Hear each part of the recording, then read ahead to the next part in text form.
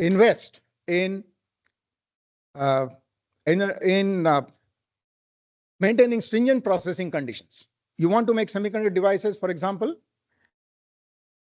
you have to have a very clean air, very clean water, very clean gases, sophisticated equipment, material should be single crystal, and so on. So in fact, it will be a very interesting exercise to look at the spectrum of technologies and classify these in a scientific manner. Broadly, you can divide the technology at 3 levels. That is components level, systems level, and then information level. Okay. So if you take information technology, India is doing fairly well. India also exports software. If you take systems level, it is doing fine, though not as much as at the software level. We have built satellites, right? We have sent a satellite to the moon recently. And the example of, let's say, BrahMos missile playing its role in the recent unfortunate conflict is also an example of systems level technological advancement.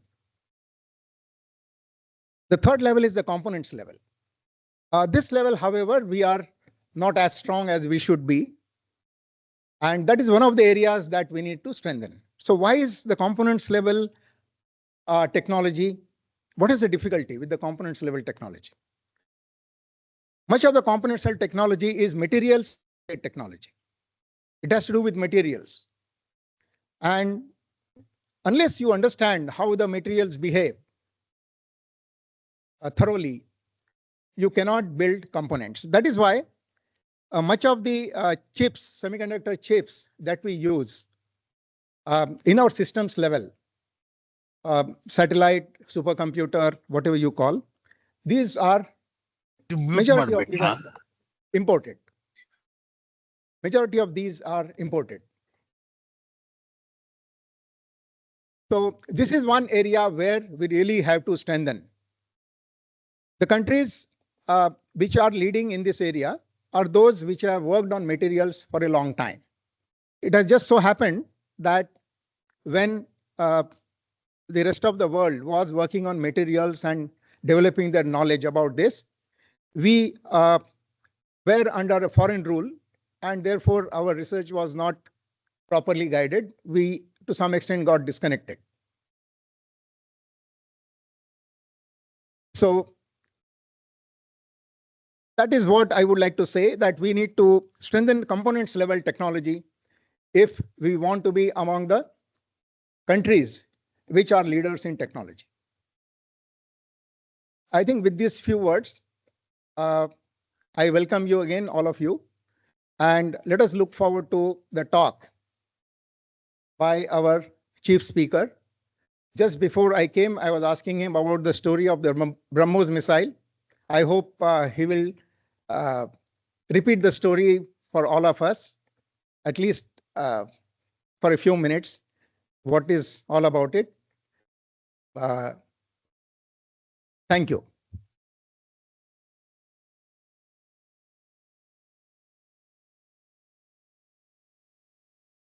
Thank you, sir, for the welcome address. Now I invite Professor Subhranshu Ranjan Samantrai to speak about the Indian National Academy of Engineering and the Bhubaneswar chapter's roles. Please, sir, come. Very good afternoon to all of you. Distinguished dignitaries on the dais and off the dais. Today's attraction, the keynote speaker, the Director General of ECS Cluster DRDO, one of the distinguished scientists of this country, Dr. Binay Kumar Das. Professor Damodar Acharya, the ex-director of IIT Kharagpur and the chairman of INA Bhubaneswar chapter. Professor Sripad Karmalkar, director of IIT Bhubaneswar. Professor Radhakant Padhi, professor and one of the eminent scientists of this country, Science Bangalore.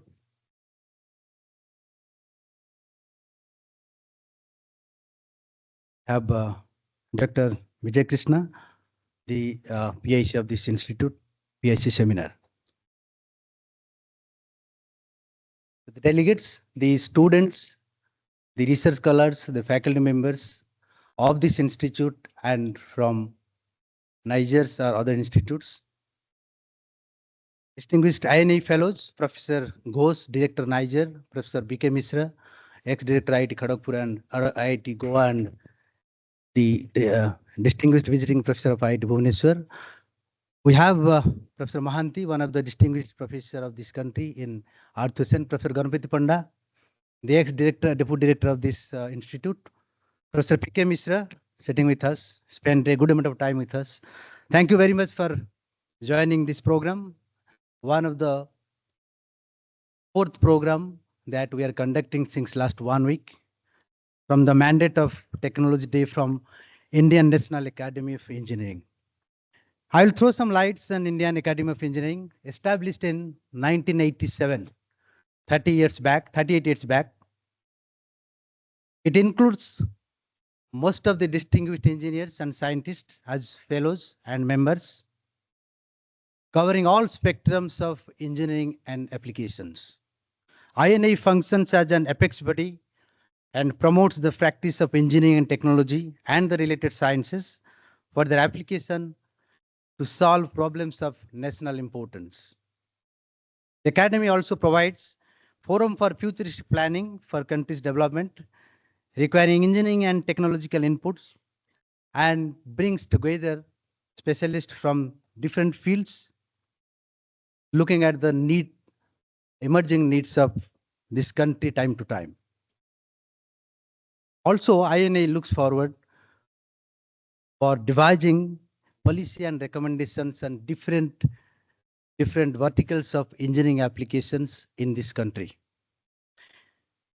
Academy of Engineering promotes research projects, pilot studies, engineering education, fellowships, scholarships, identifying people who are really igniting different verticals of engineering and similar research and innovation.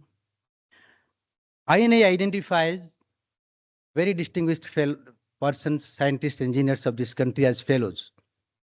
Now, right now, we have almost 1,000 fellows sitting in India and 100 fellows from out of this country. Even though they are of different origin, they are identified by INA and they have some sorts of contribution to this country. So we have almost 1,100 fellows together from INA. We identify people who are at the age of 35 called young associates. We believe these people can take forward this research innovation to a larger extent. Recently, INA has devised a method to identify members and associate members across this country from different disciplines of engineering to really create a platform which can address the issues that we are discussing. So out of the knowledge creation, translation, and dissemination, these are three verticals comes together when we start from the thinking to a product. So to create a platform of new knowledge dissemination, INA thought 5 to 6 years back to establish chapters at different localities. So by that process, INA is coming very close to people. So we have almost 10 society chapters, which are at Pune, Bangalore, Kharagpur, Delhi, Mumbai. So Bhubaneswar chapter established in 2020 under the able leadership of Professor Acharya. And this chapter is engaged in various activities of new knowledge disseminations. We have already completed 60 keynote lectures, drawing eminent speakers during last couple of years in different fields. And INA has collaborated with IIT Bhubaneswar, SOA University. We have IMMT, we have ICT, IOCL. Then we have IEEE Bhubaneswar section, which is one of the largest platform for knowledge dissemination and and translation. So INA Bhubaneswar chapter is engaged in different verticals of requirements of engineering applications. And we are looking forward to do something more in future. This is to another achievement of this chapter is that we have conducted the apex one of the apex activity of INA called INA convention. So in 2023 we conducted INA convention. This is the top event of INA, and where we have AGMs, we have many activities. So we conducted for 3 days. So this is one of the very benchmarking event that we conducted at INA Bhubaneswar chapter, which has been well appreciated by INA. So INA really brings people for technology development. We are going to witness Professor Dr. Binay Das. What you are seeing at the border, diffusing the counters, possibly it is under the umbrella of Dr. Das, who is heading almost 8 labs, and all the electronic systems are passing through his window. So thank you very much for joining us today. And I can tell you here, he is one of the person who has contributed to the 23,000 crore export to from DRDO or defense to outside. India is now exporting almost 23,000 crore, which is really a fact to celebrate for India. And scientists like Dr. Das has contributed immensely to this endeavor. Thank you very much for joining this talk. We have organized 4 talks. This is the last one. And I strongly believe the attendees will definitely find a big footprint out of all these discussions, and they'll have a larger takeaway. Thank you very much.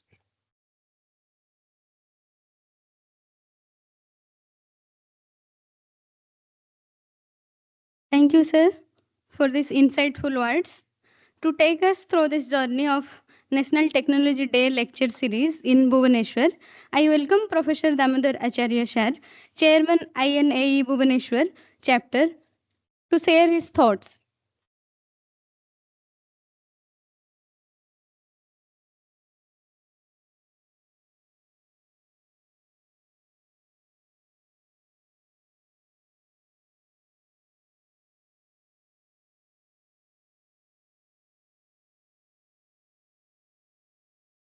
Jai Jagannath, and a very hearty welcome to this National Technology Day lecture. We have to this lecture, I welcome all the participants here who are present, and there are many who are actually listening to this lecture online, thanks to the technology. Okay. So I'm really very happy to say that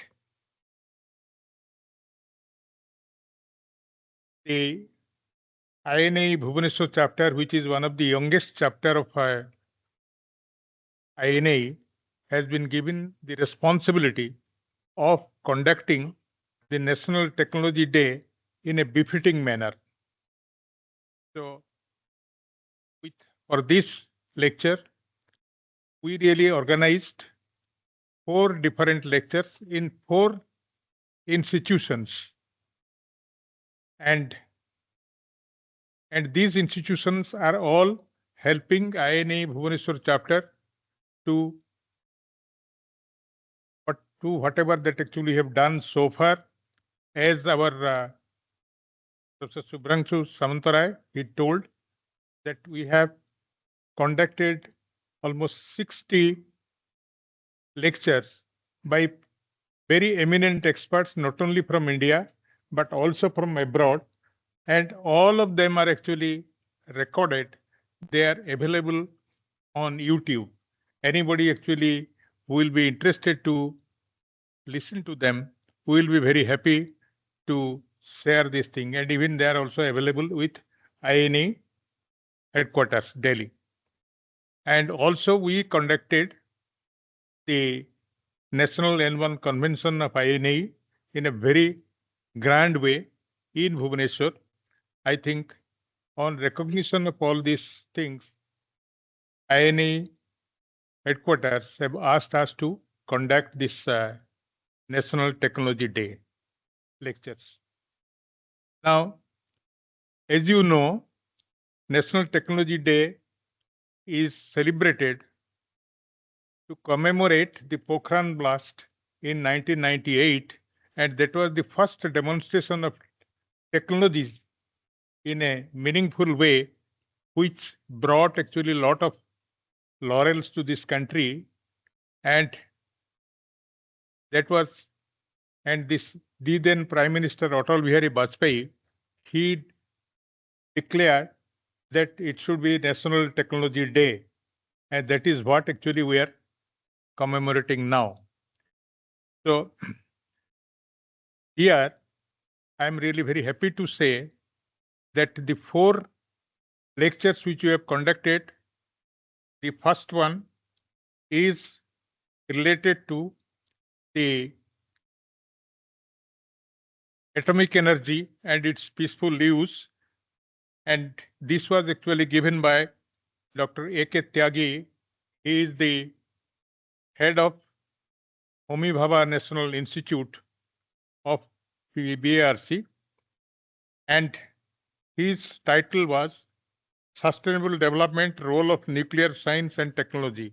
In fact, he very elaborately showed us that how nuclear science and technology is affecting our life in every field, and we are able to achieve the sustainable development goal of the nation. The next one was given by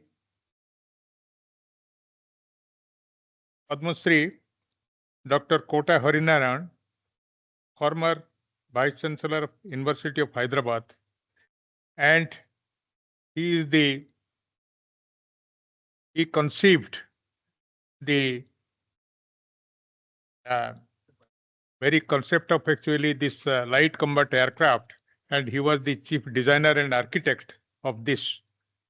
And his talk was on application of AI in aircraft design. The third one was given by none other than Dr. V. Narayanan, who is the chairman of ISRO and Secretary Space. And his talk was Indian Space Program, Pride of the Nation. And it was conducted in Niger, Bhubaneswar. And the last one, that is today's lecture, the speaker will be Dr. Binay Kumar Das, Director General, Electronics and Communication System, DRDO. And he is going to talk about futuristic defense technology. Can India become world leader? I think from all these lectures, actually, you will understand actually a common thread in some of the areas where India has shown its actually technological might, including whether it is nuclear science or it is the design, and also whether it is the space, and of course, the last one actually being the technological might that we are showing, and that is related to the defense thing. And all these things have been very amply demonstrated in recent, India-Pakistan conflict, all of them. And therefore, I think this is the right thing to do to demonstrate actually what the technology has done and what is actually we are doing.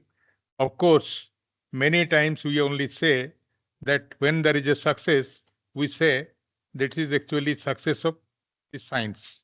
But when there is a failure, we say it is the technical failure of technology. But I think that things should really change, and we are definitely doing exceedingly well in technology development. and progressing the society. Thank you very much. Today, we'll now listen to, I think, Professor Radhakant Padi come to introduce our esteemed speaker, that is Dr. Binay Kumar Das. Thank you very much.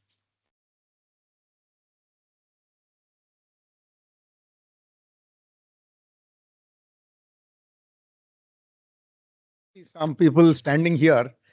So we want to, how many of you are audience for this talk? Please come here so that we'll find, we want to be sure about this because we want to arrange some chairs, make some arrangement. We don't want to keep people standing for 1 hour. Okay. So who are the people who are audience for this talk? You please come here. It's very clear because I want to know who are the ones who are standing here, right? No, just what about others? What about others? So now we want to see if how many chairs have to be arranged. 1, 2, 3, 4, 5, 6, 7, 8, 9, 10, about 12 chairs. So those students who are comfortable sitting on this stair, okay, please sit down. Those of you are comfortable sitting down on this, right? Please sit and then just check that you are able to see the speaker and see the slides, because not only there is so much space here, there's space here. Is that okay with you? Okay. So what about others? Any more students here? No students. Okay, they're all faculty. So you need chairs. Okay. So we'll see. Now one more thing is, because it's going to be for 1 hour, I want people to be comfortable and really concentrate on what is happening than chair. I don't want also people to move out in between and things like that. So, where?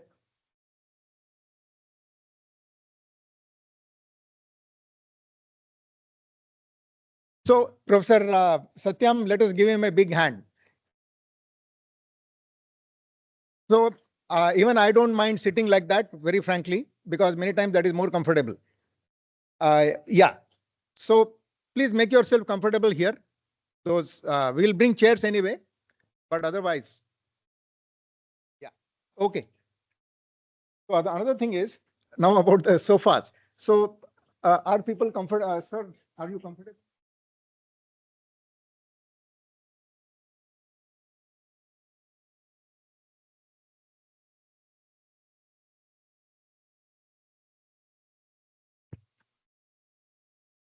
All right, so it's my turn now. So good afternoon, everyone. The dignitaries on the dais, Professor Acharya, for whom I know for several years, and Dr. Das, Professor Karmalkar, and for young fellow Professor Subransu and everybody else, dignitaries of the dais. Some of them I know it very closely. I am Professor Radhakant Padi here. I came from Bangalore, and I actually work in the Department of Aerospace Engineering and also cyber physical systems. Having said that, I also hold a small position here in Centurion University, which is throw away. So it's just about 2-3 kilometers from here. That's where normally I stay. I see some couple of people here from Centurion as well. This is my introduction. And of course, it's a great honor and privilege to introduce Dr. Das. And my story, some of the common things we share as well, little bit common, not too much, but one of the common things that we share is being impromptu as much as possible. So I'll try to maintain that. Don't read it too much here. As far as I know, I will see, and then whatever he has given, I will just try to kind of compensate and see, make sure that I don't miss anything. Thought only, I know, I know. So, all right, Dr. Das happens to be our alumni from the same institute that we graduated together. Not together, he graduated much before me, but I didn't know that fact for a long time. I mean, my introduction to him came much later, even though I happened to work on missile program heavily. I mean, I actually was part of DRDO for a year where I worked in Agni guidance. And also after joining IISc, I happened to work on Agni program AD, Astra and things like that. And each and every missile has to go to his lab here to get tested. But having said that, we are kind of Hyderabad being. So we just come from Bangalore to Hyderabad and go back. So only one time I made sure that I go to Chandipur. I actually came to Chandipur as well. But that time the missile did not flew. didn't fly actually. Okay. There was a program ready part of it. So it flew after a couple of days, but then I had something else. I had to kind of return back empty-handed. Anyway, so that's the story there. But I was actually doing a program in Centurion about 2018-19 that we were looking for some eminent speaker to kind of come here and then talk us, educate us a little more. And after some roundabout and things like that, happened to know that Dr. Das is our own person sitting here, and then we are missing him out. So I somehow got his number. I mean, then I called him, and then immediately the connection was set. And it took no time, about just a call or something, just a very quick thing, so that he agrees that, okay, this date is comfortable, I'll come. But don't expect me to talk formally. I will just talk whatever impromptu. And that is where I could see his impromptu skill for the first time. And I got very impressed, by the way. And whenever he asked me, how do I talk? I thought, okay, impromptu. That's my thing. Okay. Anyway, so the more I know about him, the more curious I become. Because it's not just a bright and brilliant and hardworking scientist who can not only work hard, but motivate 1,000 other people along with him. But he can also enjoy each and every festival day of our country, and then enjoy with people. That means come Diwali or Holi is there. Okay? And this is all everything that kind of drives people along. That is what you need in big organizations like DRDO and ISRO. But don't mistake it when it comes to the actual work. And then I've seen him once as well in connection with our project that we recently got it. He will talk about it as well. In Director Energy Weapon System, we got some nice project with about 5 faculties for 5 years, all that. He gave me, okay, you have 10 minutes. I don't have time. So within 10 minutes, I have to talk about it. So that entire story I could somehow manage in 10 minutes. And then it was, yeah, everything looks good, but we are not going to go away. Every minute of meeting has to be prepared right away. Until then, you are here, and then that will be prepared that day only, and then you go. Okay. So that means the action from his table doesn't stop. I mean, it doesn't become a file after that. Action needs to be taken on the spot. That's what I like him, or his managerial skills very much. Anyway, the formal part of it, Dr. Vikadas is currently the distinguished scientist. All of us know about it. For the directors, he's the Director General of something called Invisible Directorate. I'll tell you that also. There are some visible directorates there in DRDO. They're called DG Aero for some. All the drones, aircraft, they fly. Everybody can see. And missiles can fly, DGMSs, right? Missiles and systems and all that. So that everybody can see. But behind the scene, which cannot be seen in naked eyes, but without that, no war can be fought. And that is what the ECS is all about. Electronics and communication system, they are the backbone of the entire thing. Even I can talk about BrahMos and Akash and all that.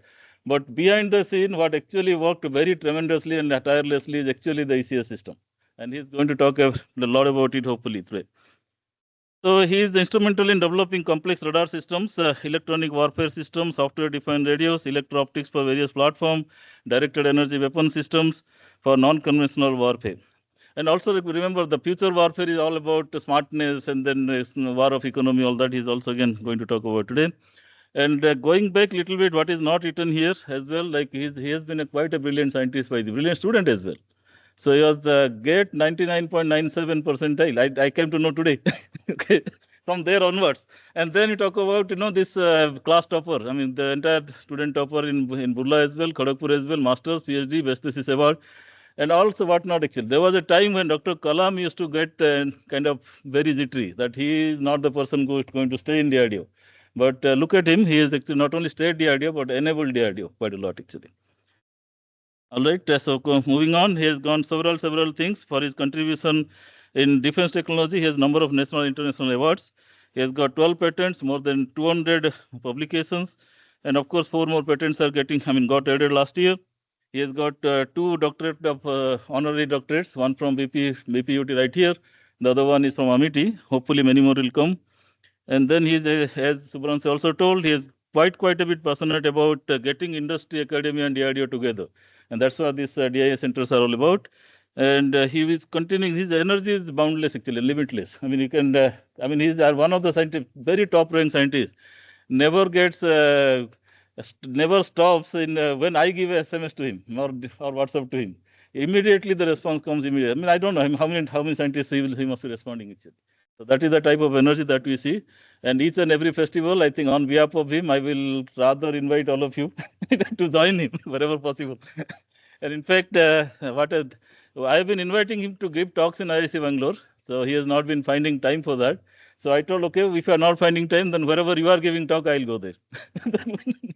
So that is how that is one of the good motivations for me, not to miss his talk. I mean, this is one serious thing I can talk about very confidently rather. You see the energy level, see the person level, see the number of slides, also the flow of slides, and then obviously this is, I will say, the climax of the entire event coming up now. Thank you very much.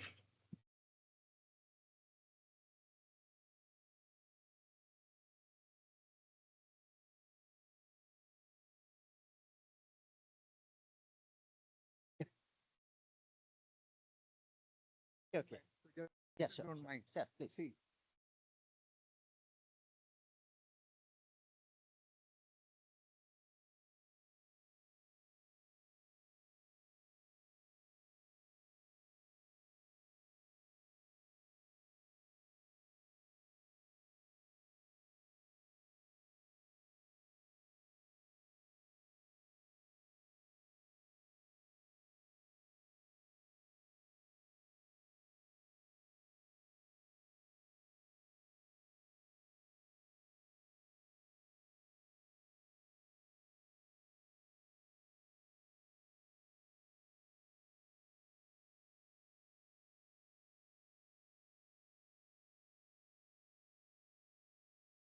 so let me tell you, this is the first time we are filling this Senate hall with so many people. So this is an exercise for us. We'll learn how to manage.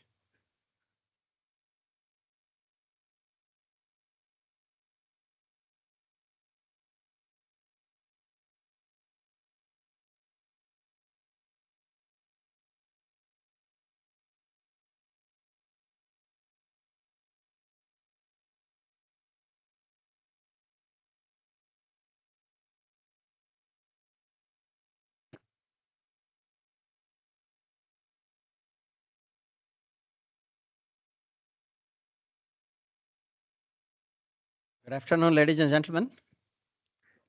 Esteemed Professor, Director of IIT Bhubaneswar, Professor Karmalkar Sahab, all the excellent professors of these great institutes of international eminence. And I'm very fortunate to deliver something in front of two of my brilliant professors, Professor Ganapati Panda and Professor Mishra. And it's very rare opportunity for a student to speak in front of its teachers, because lifelong we listen to the teachers. So today it is the other way around. And of course, all the faculties, Professor Radhakan Padi, I will settle my innings with you in Bangalore. And of course, all the loving students of this institute and Niger and all along, whoever. It's a great honor for me to be here and speak few things about the topic.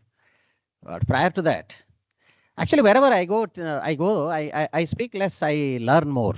And thank you so much for giving us an epitome of learning. There are few things I learned here. One of the occasions is there is no seats, and director is so concerned that nobody should stand. In fact, it was itching me that the guys are standing, and when you stand, you start moving around here and there, and then it's difficult for a speaker to speak. And thank you so much, sir, that you could make it happen to put them together. Second thing was that often offer was given that the children, many people came to this side. I was nicely observing that. And then they said, okay, before I get the chair, the stairs are on. Then I found the people stepping back. Okay, few are dare enough to come forward. They are the soldiers actually for which we win every war. I will tell you why. The man who comes first to the front to fight is the winner. And they are those people. And the third thing I learned is, actually, when some of the professors left the chair and went and preferred to sit on there's due regards to all the professors, it's not a question of others didn't want to. It's all the drive which comes up, which pulls you out to show what is the best I can do in the current situations, and you prefer to do that. Actually, they are the youngest guys actually across. That child in them does not allow them to sit on the chair, and that's why they prefer to be on the stairs. So there are a few things which I learned about. And at the same time, Professor Padi spoke a lot, actually. I really don't know what all you spoke about. And further scared is your director when he says, first time the hall is full. I really don't know. You might have come with a very high king size expectations. I am not up to that. Let me confess it from the beginning. But at the same time, I'll try not to disappoint you either. The fact here is, we are together for something. For the next few minutes, we are there to jointly venture something. I remember the title which Professor Damodar Acharya read it out, Futuristic Defense Technology, Can India Become a World Leader? That is what had come to me actually. I don't know from where it was framed, maybe from my office or somebody. And I had my liberty to change the title. There is no question that can India become the world leader. So I changed it, the Futuristic Defense Technology, India towards becoming a world leader. We are, and we are going to be soon the world's #1 in the technology. And with that credentials, I'm here.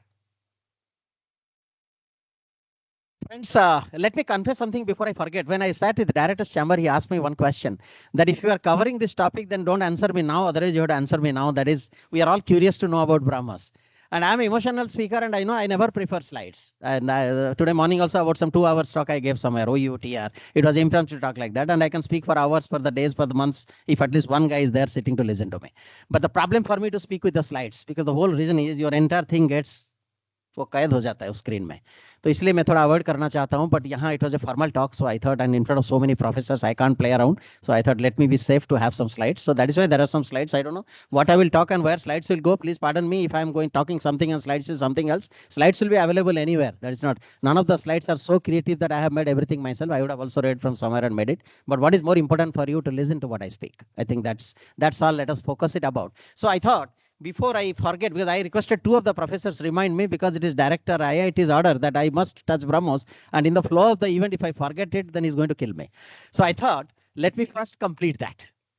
There is a difference, before I speak, let me tell you, Professor, director, when he spoke, he asked you questions, right? How many are from IITs? How many are not from IITs? How many are from IISs? Because he's a professor. Professor has a right to ask questions, and scientist has a right to receive questions. So I will not ask you any questions.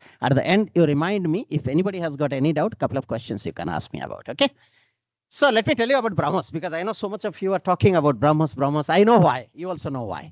So let me not tell the story. I'll just quickly tell you what BrahMos is about, because I have to restrict my talk to maximum 1 hour. I'll try to say before that. Otherwise, I'm going to miss the flight. So the fact is very clear. BrahMos is an Indo-Russian joint venture program. Of course, all these are available in the net. You can read it also. But what I am going to tell you is something little different. India started as a global missile power with Dr. Kalam as the spearheading that, called IGMDP. You all know it, Integrated Guided Missile Development Program. Agni, Prithvi, Akash, Nag, Trishul, where we started the journey. When I was there, as part of that journey, where India didn't even know how to make a missile. The very first missile which we got was from Russia. I don't know whether you guys know it. That's what is called Devil missile. It was a very, very fundamental wire-guided missile, hardly traveling to any distance. But I always start my talk, if it is a missile talk, it's about Devil, because Devil is our guru. Don't go with the name. The missile itself has certain basic technologies through which we started unpacking that entire missile, disintegrating that missile, and to learn how a missile is made. And from them, IGMDP. Lots of things we learned out of that. The propulsion, the airframe, the MIS, the military, the IMEUs we talk about, the GPS, the OBCs, all those concepts we started learning through that. And then as the days progressed forward, we thought, India was making all these missiles, whether it's surface-to-air missiles, I think you know all of them. Agni, you know, Prithvi, you know, all of them you are aware of. We thought, why can't we make a cruise missile? What is a cruise missile? I think that also you would be knowing. Any missile which goes up to come down, right? That's the basic parabola or projectile motion which you people have read. So if it has to go up and come down, it is a conventional missile. If you attack any country with a missile, it is going to hit the country. But is it that simple? If that be so, all the missiles should have hit the different countries. It doesn't happen so, because every country has got a preparedness to save it. That is called ballistic missile defense. They will have the radars. The radars are going to check the missiles if they're coming, and then they track the missile, then they get the coordinates, and then they fire the interceptor. It's all over. So if that be so, though no missile is ever launched to be over and exploded in the mid-sky, right? It has to go and reach its destination. How do we do that? Essentially, such missiles which we fly, they go up. As they go up, radars can track. Always our whole solution lies in physics. You know, the radar works with the line of sight. And if there is a radar which has to track, it has to track only when the zero elevation comes in. If a missile is fired from a distant country, by the time the radar reaches zero elevation, it would have already gained its height, right? Because of the curvature of the earth. As it goes forward, you will be killed because radar will track. Can we design a missile which can deceive the radar? How will you do that? The theory is simple. If the missile does not climb, right? Because if it climbs, radar is going to notice. Like a snake, if you can go, nobody can see, you are the winner. That's exactly what is the theory of a cruise missile. It goes, I'll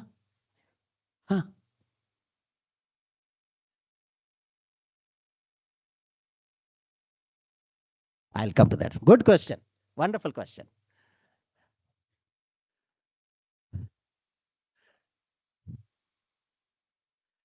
Remember your question, but keep it. But I will come back to your question. Don't worry. I love questions. I already told you. I'll answer you. Okay. Now let us come to where I was. So I was just trying to introduce why BrahMos. So we want to make a cruise missile. The cruise missile is, first you listen to my questions. I'll answer your questions. Okay. So it takes up, then it takes a absolutely 90-degree turn, 14.7 kilometers. And it continues for hundreds of kilometers. So 14.7 kilometers with hundreds of kilometers, if you draw a triangle, you are all super duper brain, much powerful than me. That angle will be very, very less. So if the angle becomes less from a long distance, your radars gets blind. That's the reason the world works with cruise missile defense. That is BrahMos all about. So we wanted to make BrahMos. Now why BrahMos? BrahMos is basically the combination of two rivers. One is Brahmaputra, which is of India, and one is Moskova, which is the river of Moscow, Russia. So we thought Bra from there and Mos from here, and we combined together to make it called BrahMos, just to give respect to both the rivers of both the countries. Wonderful. I love the smiles when you have that. So we continue with that. And then what we thought is we start a company. It is called BrahMos Aerospace. So it's a 50.5% share of India and 49.5% of Russia. So that it's slightly tilted towards India. With that, we run the show. And whatever our best part of technology, we pumped into this missile. Whatever the best of Russia, they pumped into this missile. And together we made BrahMos. Okay. That time BrahMos range was 290 kilometers. There is a reason behind it, because there was an international treaty that less than 300, you can't cross 300 kilometers for the missile. So we wanted to restrict it to 290. But the BrahMos capability was far more superior. And we later on started extending the range with capabilities. And today BrahMos touches nearly 800 kilometers. Now comes to the factor, the BrahMos was on land. Then we changed it to ship. And finally, we planned BrahMos from air. That was the most challenging one. And I must tell you, I was there in ITR all throughout, but when I was director ITR, the responsibility of the chief of test trains is on every missile which you test there. And I still remember the palpitation when first time Su-30 was carrying BrahMos and the test I was conducting. The idea is very simple. The aircraft is going to do a cold release of BrahMos. See, BrahMos is hung below the aircraft wing. That is called station. From there, it releases. When it releases, it is a cold release. Cold release means there is no ignition. You just throw it. As you throw it, after some time, the ignition has to happen automatically. Imagine the situation.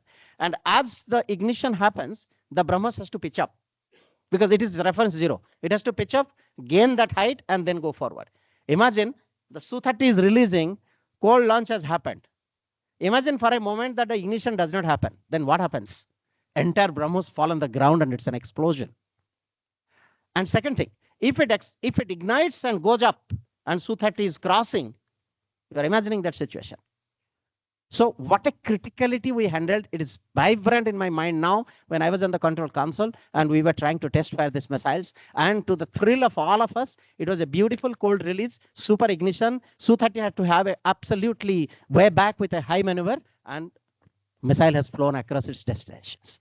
That's where India became a superpower with BrahMos as the first airborne versions to be tested at ITR. And that is the one which was utilized in recent missions called Operation Sindoor.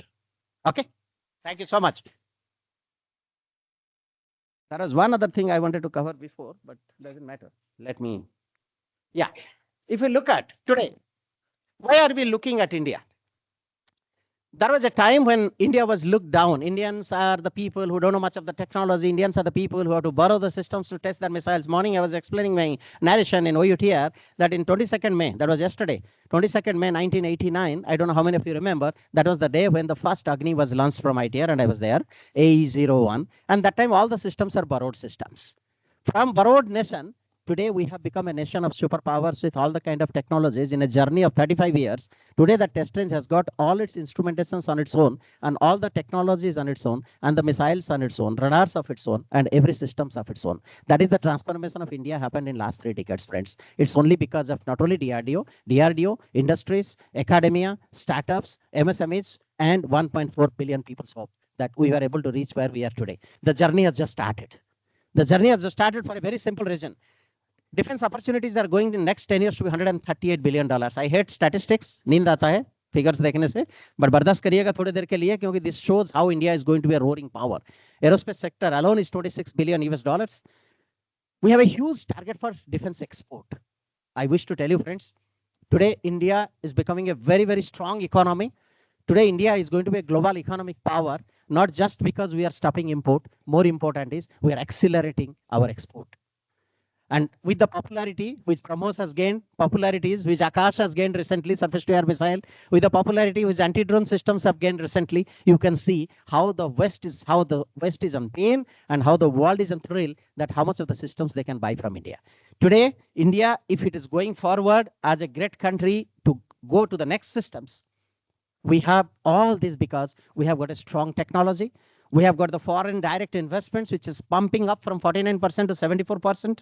We have got huge defense domestic production now. There was a time everything we were importing abroad, right from a missile up to a tank, up to aircrafts, up to systems. Today, our entire domestic defense production has scaled up from 54% to 75%. You understand this figure is phenomenal for a country.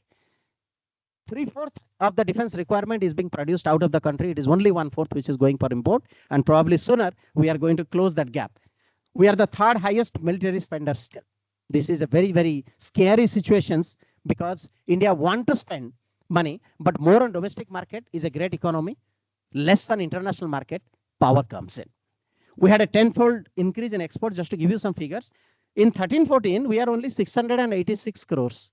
And imagine today, we are 21,083 crores. Look at the percentage, look at the multiplication factor with which Indian power is exporting. That shows the roaring future Indian economy.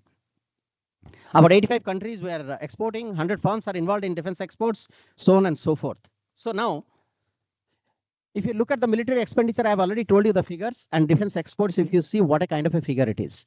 Look at particularly from 2021 till now, the kind of a steep rise in import. See, import is not just the money.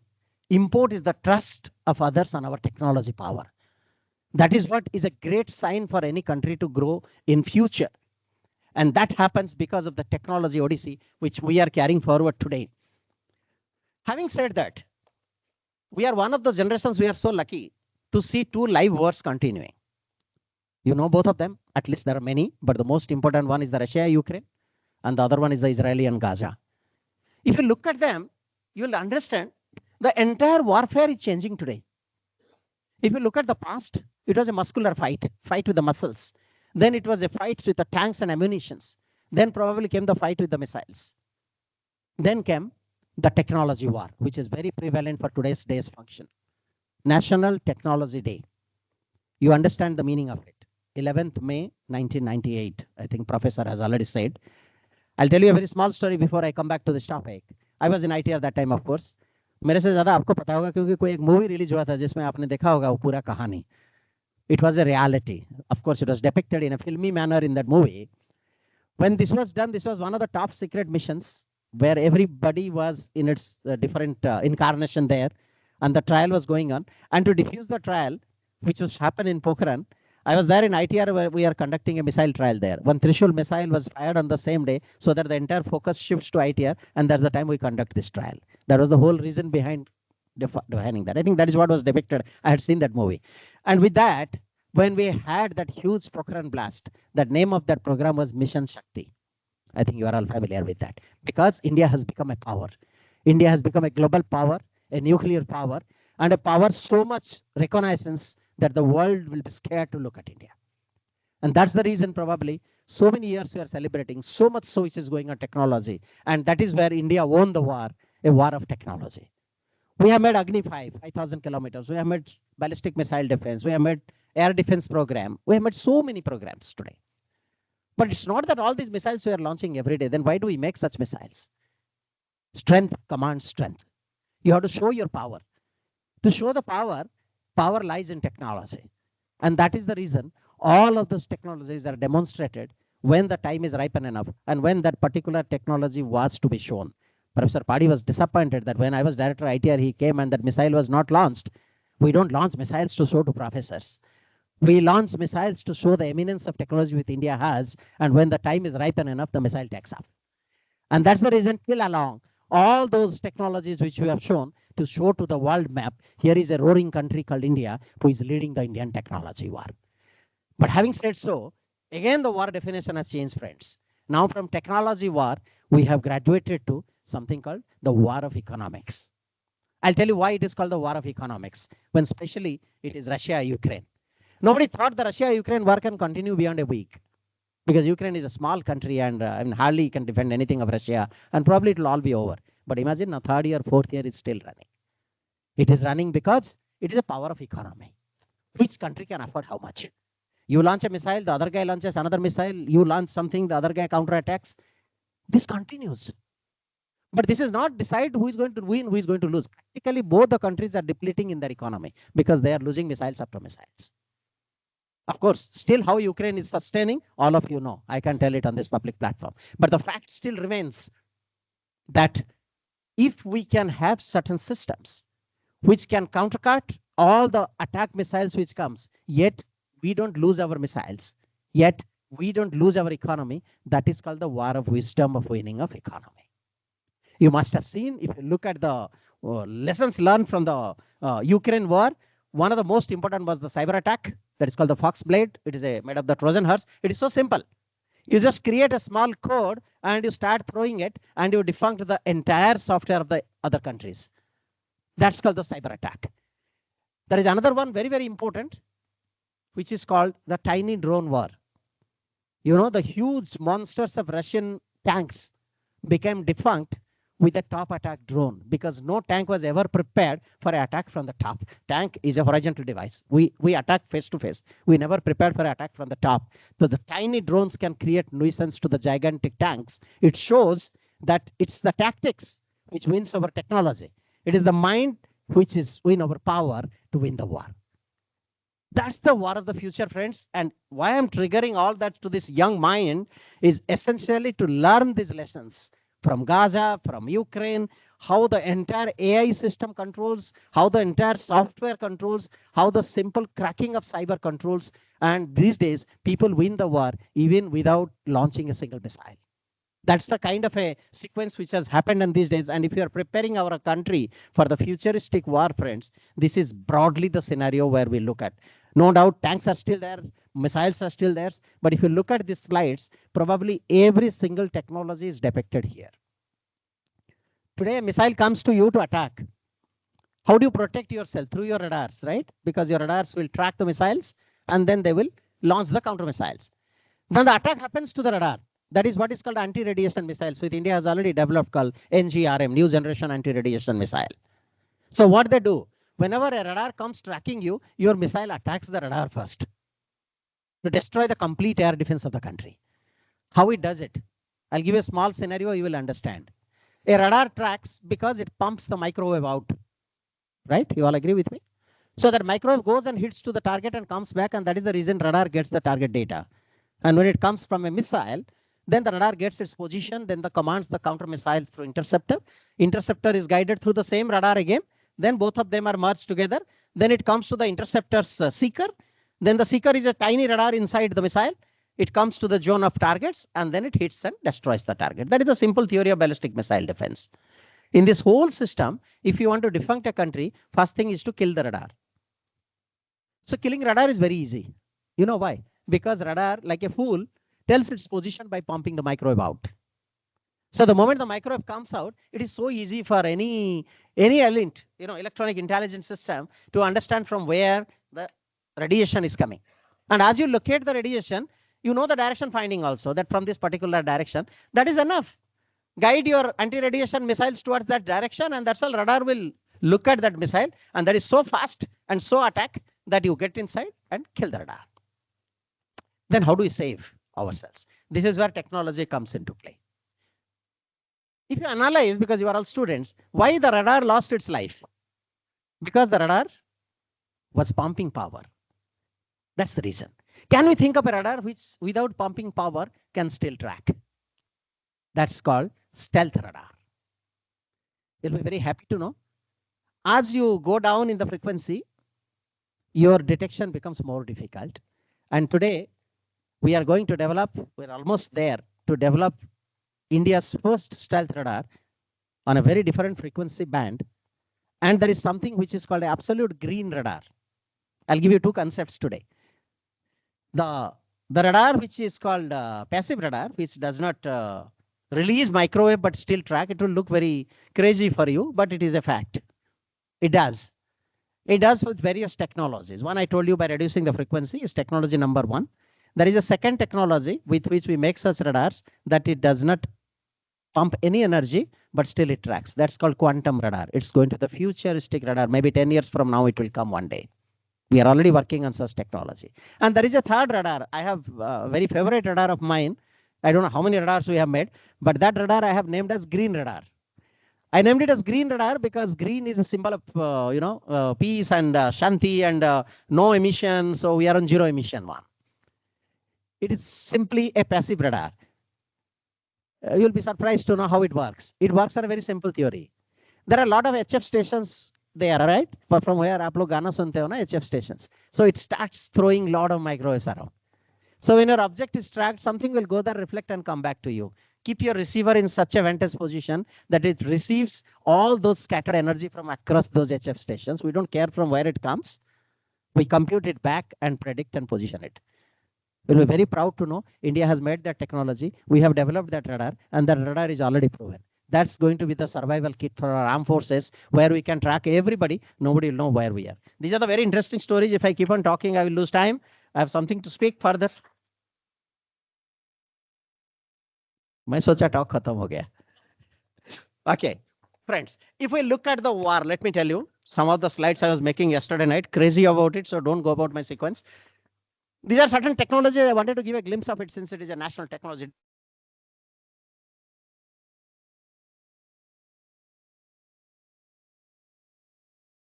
Asking me about it.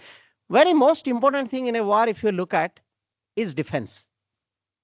Is it not? Especially for a country like India. Because we are a country, we are not offense people. You all agree? If you look at the history, have we ever attacked any country on our own? We have never done that. We will never do that. Because India is a country of peace, country of love. India is a country of Gautam Buddha, Mother Teresa, whatnot. But at the same time, are we simple babas that we will sit and say Shanti, Shanti, even when the missile comes and hit our head? We are not such fools. You have seen it in Operation Sindur, what happened. So what I mean to say is, we don't attack. That does not mean we cannot attack. At the same time, we as a war gaming should understand what is defense. Defense is to protect my country. If 1.4 billion people are having a peaceful sleep in the night today, it is because our soldiers are working at minus 70 degrees centigrade on the borders. That's the reason.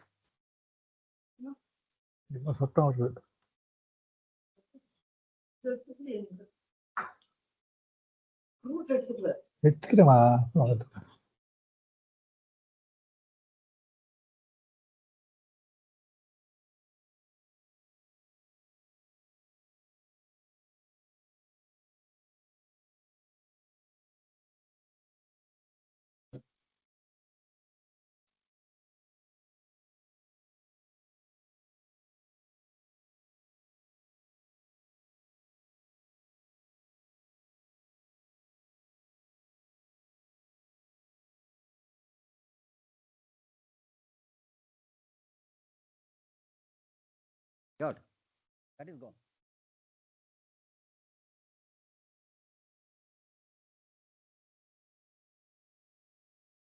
Yeah, this is the one. Okay, fine. So, how we do surveillance? The most important is the radar again, right? You have to have radar, you have to have electronic intelligence, signal intelligence, electro-optics, infrared imagery. All that is required for our surveillance purpose. That means we are alert throughout. And it has to be very, very powerful, strong power aperture radars. Why? Because if you can get the surveillance of your weapon much before, see, it is the time which makes you win the war, right? Otherwise, every fighter will go for a dogfight. Doesn't happen so. We have to know much before which are the attack coming to us. So that is why surveillance is going to be a very, very strong technology which this country needs. And I'll be very happy to know today we have got the... मैं बोल रहा हूँ भाई, और कौन बोल रहा है? ऑनलाइन, बट ऑनलाइन में एक ही बोल सकता है. ऑनलाइन को म्यूट करिए please. Okay, thank you. So, if we look at all those developments coming, the most important is again going to be the radars, long range radars, which is going to give you an opportunity to understand, track, and learn the enemies or the attacks. Now, this is one phase that is called surveillance. Then as the surveillance happens, the next phase happens to be, if you know that a missile is coming to you, what is your role? So you need to counter the missile, right? You counter the missile, launching a drone, whatsoever. But first, you should have your countermeasures. That is what exactly is called ballistic missile defense. If you talk about a very important mission called Akash, surface to air, it's a short range. क्योंकि सिंदूर में long range की जरूरत नहीं थी. But we have got absolutely long range missiles as well, which can intercept and protect. So there is a varieties of layer of defense which is there to protect the country against the attack. So these are all called the defense part of it. If the country has got a strong defense, we are something like people talk about Iron Dome of Israel, or they talk about some Golden Dome of America, or Suraksha Kavach, which we have made it for India. These are all to protect our country. Now, missile alone is not enough. The reason is very simple. Missile is not enough because to counter a missile, you lose a missile. So in my definitions, practically both the countries lose one much missile each, and ultimately we sink in economy. So we are looking forward to the absolute next generation counterattack, which happens to be from a different domain altogether, asymmetric warfare, that is called lasers. We work with lasers as a weapon. High powerful laser beam, if you can forward it to your missiles, and if you can have that beam point accuracy, you should be able to defunk the missile from the attack. And in the process, you don't lose a missile, you kill a missile, you will save your country. That's called the power of technology, the power of surveillance, the power of attack weapon, and most important, the power of economy. Because all that you lose is probably 500 rupees or 100,000 bucks for the laser recharge. That's the kind of a counter-attack system which the technology of future years are going to be. These are all called the power of defense. Now the second row comes to the power of offense. Yes, you cannot keep on saving missiles. You have seen in Operation Sindoor what happened. Yes, we don't attack, but if attack comes to us, India also knows how to counterattack. And if you want to counterattack, you can't have the same missiles which are coming to you. If you can kill their missiles, they can as well kill your missiles, is it not? Everybody has a technology today. So that's the reason you have to look for certain technologies which nobody has. And in technology of missiles, the most powerful thing which every country could look for is hypersonics.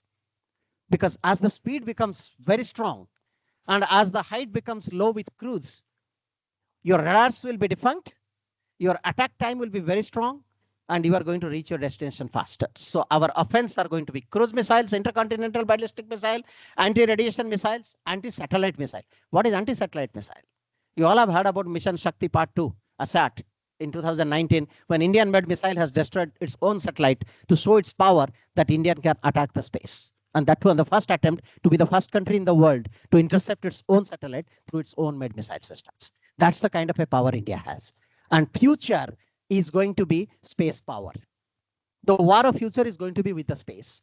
When all land, sea, air gets over, the war to war is going to be for the space, because we are all satellite dependent. Our surveillance becomes with the satellite. Our connectivity is through the satellites. Our TV programs we watch through the satellites. Our internet, everything goes through the satellites.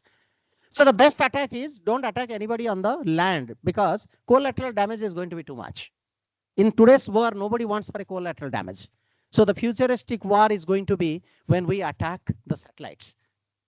But friends, I must tell you, I've been a part of Mission Shakti, wherein in 45 days we could make the missiles and we could kill our satellites. But it's absolutely different ball game. Because when in the ground we fire, when missile defense we fire, yes, our radars are going to control us. Then the missile goes nearby. You have got a seeker. Seeker acquires the target. RPF explodes, radio proximity fuse, and you win the battle. But when it goes to the space, there is no atmosphere. You can do much of the control. You have to be absolute fine precision. And your satellite looks like a speck of dust in the space. Just literally like a speck of dust. And your missile has to be so accurate. It has to go near that speck of dust, pierce through the speck of dust. That's the kind of a challenge which India has done. And today, as a country, we are so confident that the technology has matured so much that we should be able to safeguard all our space assets. That's going to be the future of the war, which we have to define. Yeah, if we quickly go through the modern warfare today, cyber war is going to be one of the very, very important wars. I explained to you a few minutes back. Extended duration war, you all are seeing it. Mere technology or weapon are not going to save you. Your economy should allow you to continue the battle. Technology war, I told you a few minutes back, if I am making a missile of 4,000 kilometers, my capable country makes it to 5,000, I make 6,000. We just show each other how far and how fast and how depth we can conquer the technology. And there is an indirect competitive war. The competition happens country to country. Whoever builds the better technology, he will immediately deny that technology to the other countries. Then that gives a trigger to the second country to develop a much better technology. This is how the competition gallows in the international market today. And the most important war again comes to the Silicon War. Why I say Silicon War? Because countries target India. When India didn't have a radar, morning I was explaining somewhere, our radar, which were importing from US, was choked because India made missiles. When India became capable to make the radar and made 5,000 kilometer missiles, then the basic blocks of the radars were choked by the foreign countries. And today our Indian industries, academicians and DRDO together could design all those basic modules, whether you talk about Curtiss-Wright's processor, whether you talk about converters, you talk about power amplifiers, talk about TR modules, all of them has been designed and developed by the Indian industry. And we are capable to make the radar with our own component, with our own system, with our own blocks. This is what your director was highlighting. The toughest thing is the components. When component level, the choking comes, even if we have got the best of the technology, we cannot make the systems. That's why I said, even up to FPGA, we are getting it and we are developing. The day is not far when FPGA will be banned. Silicon piece will be banned to India. So our system should be so strong that if that situation happens eventually, we should be able to prepare with our own indigenous system. Hats off to Honorable Prime Minister's India Semiconductor Mission that even we are targeting that last mile when the silicon is choked, India can still win the technology war. That's the kind of a power we have. And I will conclude this slide with the last war, which is called a self-actuation war. This is my favorite war. I'll tell you why. We made a mission that Indian war will be fought with Indian weapon by Indian Jawans. Remember, that weapon is not designed by the Jawans. That weapon is designed by somebody else. That Jawan has to trust that weapon, trust the ability and devastations and the accuracy of that weapon, which he is not a contributor. Yet, he has to fight the war where 1.4 billion people look for a win. And like I say, in any war, there is no runners-up. Either you win or you perish. So when you have to fight such kind of a war and you have to trust the weapon, which you have not designed yourself, yet you have to still fight. Imagine how much of the self-confidence is required by every armed forces to use those systems. So this puts a phenomenal responsibility on designers like you and me that we design the world's best system. The manufacturer and developers like industries who use every single component not to save money, to save the pride of this country. That we make the best of the systems which the armed forces are going to trust upon. And when the armed forces come out from their heart that yes, this weapon I'm releasing today, whether it is BrahMos or Akash or anything for that matter, that I trust this weapon, that it is going to intercept the missile and save my nation, that is called the self-actuation war, where they build the confidence within themselves. आत्मविश्वास इतनी बुलंद होनी चाहिए अपने weapon पर कि वो हर हालत पर जीत ही देगा. ये जब आता है देश में तभी देश जीतता है. Friends, today's world is a digital battlefield. You all know that every war happens on a computer systems. Everyone happens on the war game room. Every cyber attack happens in your laboratory without getting into the battlefield. So all our software professionals, all our strong cyber guys should be strong enough. Don't develop softwares on the Silicon Valley and earn dollars. That will give you nothing. That will give you nothing, I want to tell you today. Just today morning, one interview question that news reporter was asking me, what is your advice to the IIT students? I said, very simple advice I have got.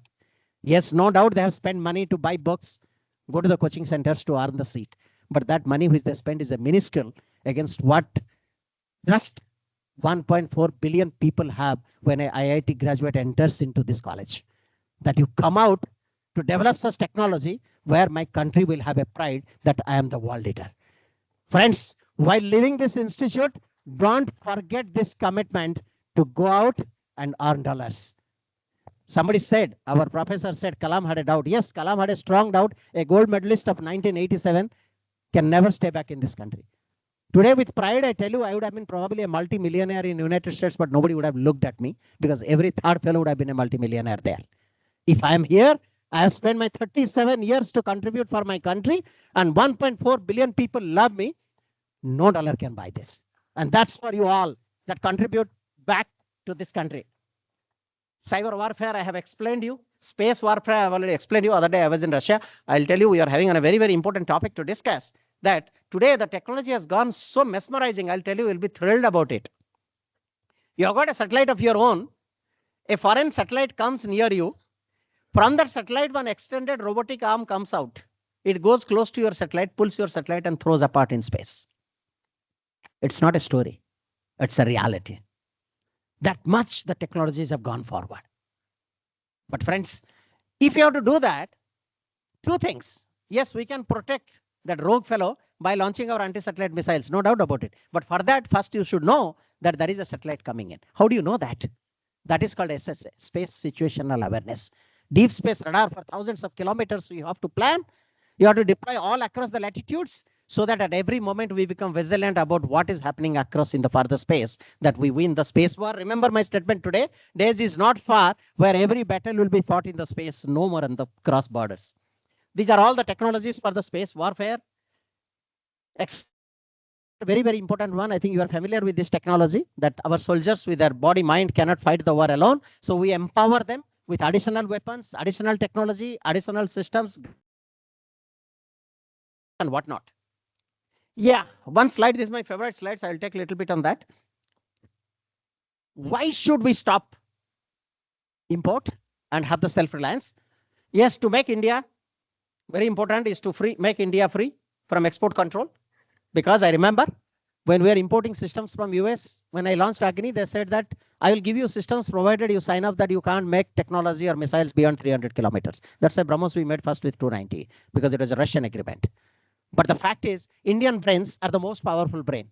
Will you like to be controlled by somebody else? If you want to have your free brain, you should have your own technology. Of course, you can say if you make India as a world leader, you can have next generation systems, because if you import systems, you cannot develop the next systems. If you design your own systems, as you learn, you can explore, you can make better, you can empower your industries and startup. The Indian economy together grows. You have seen 75% of the defense consumption is from Indian industries. Imagine how much of the economic growth India has today. You can have a price control. This is very, very important. I gave a very interesting example the other day. The radar, which was 50 crores, one country was charging us. The moment I made a radar which is better than that, mine was 20 crores. He started quoting 18 crores. This is what is the whole fight of the price across. I made a system of $100 which I was importing, and the moment Gatek made that system, that cost has come down to $10. So what we pay abroad is not the price. They fool us because we don't have the technology. And the moment you have a technology, you can command the price of the whole world. And you can never become a world leader if you import. So you have to have your own systems. If India has to be a global leader in technology, you can build a strong ecosystems, whether it is industries, academia, startups, all of them you can take forward with a supply chain. And most important is you become technology independent. You are not controlled by anybody. What you think, what you imagine, what you dream, you can produce. And the most important thing, you can enhance the export. Today we made BrahMos, we made Akash, we made anti-drone systems. All the world is after us to take those systems. I had a very important quote from none other than United States. The anti-drone systems, which I was leading that program in record time of 24 months, we made the systems. तब मैंने नहीं सोचा था कि कभी Operation Sindoor होगा. But हमने उसको industries को दिया, and so many products have come, and many of them are deployed. And you can be very, very happy to know not a single drone could succeed to enter into the Indian plane because the anti-drones have killed them before. That's the kind of a power we had. And I was very happy. I didn't know that. Somewhere a Twitter has come from me where United States that says the Indian anti-drone system has proved how devastating they are in Operation Sindoor. We will love to have that. This is called reversal of the thought. We were getting from United States. United States is getting to get systems from us. Of course, there will be a lot of generation of employment. Self-reliance in defense. I'm not going to read the histories. This is all DRDO has done. DRDO ने क्या किया ये बोलने के लिए मैं यहाँ नहीं आया क्योंकि मेरा एक बड़ा प्यार भरा डायलॉग होता है. ये वक्त इतिहास पढ़ने का नहीं है. ये वक्त इतिहास रचाने का है. तो पुराना चीज हम देखेंगे नहीं, आगे बढ़ेंगे कि आगे हम क्या कर पाएंगे. These are all the clusters. We do very great things. We have done missiles, we have done fighter aircrafts. All these things are on the internet. You can see that. These are the major systems which we have given to the armed forces. You all have seen it. Many of them have been deployed also. When it comes to the basic technologies of radars, yesterday I was in Indian Institute of Technology, IS in Dhanbad. Lot of requirements they have told me. I never thought that they are still importing those tiny radars, which we can just make it like peanuts. Of course, we are making much, much bigger radars today. So India, if we talk about radars, we are the country who can make any kind of radar you can dream of. It is not a simple statement to make in front of such crowds. We have the technology, we have the depth, we have the penetration capability. Today, we have made radar right from submarine up to the synthetic aperture radar onto the space. That's the power of India so far as radar is concerned. Electronic warfare is another very, very fantastic topic. You all know future warfare is going to be electronic warfare. No missiles is going to be launched in future. You are going to blind the opponent's radars, opponent's elimination systems by pumping high power microwaves to them. That's called electronic warfare jamming. There is ELINT and Comm systems. I think India is very, very strong on electronic warfare today. A series of electronic warfare systems has already been developed and deployed. Communications is the nerve center of any war. I think all of you will agree with me. If we don't know what's happening, if we don't get the data of every corner, we are practically going to lose the war then and there. So a very strong communication network with software-defined radios, with deep space satellite communications network, all that has been developed and designed by DRDO. Electro-optics are strong systems. Directed energy weapon is what I was talking about a few minutes back. Laser as a weapon. Nobody could ever think of. Yes, we use laser for phacosurgery. We use laser for very, very precision surgery. I think we are inside the body parts. We never thought a laser can do the surgery of a missile. Today, we are able to do, and our laser systems are deployed across the border. It's a 2 kilowatt laser, which could absolutely devastate the drones by making it into the fire in few seconds. That's the kind of a power India has got. And today, India has gone up to 30 kilowatt lasers. I think very recently we showed that experiment. You might have seen my interviews across the TV, that India has become one of the powers in the directed energy weapons of lasers. It is just the beginning, the road ahead, a lot needs to be done further. This is just to give you an idea. I'm not very much believing in the statistics, but nearly 4 lakh crore of the order value which has been given to the Indian industries. It's not a small figure, friends.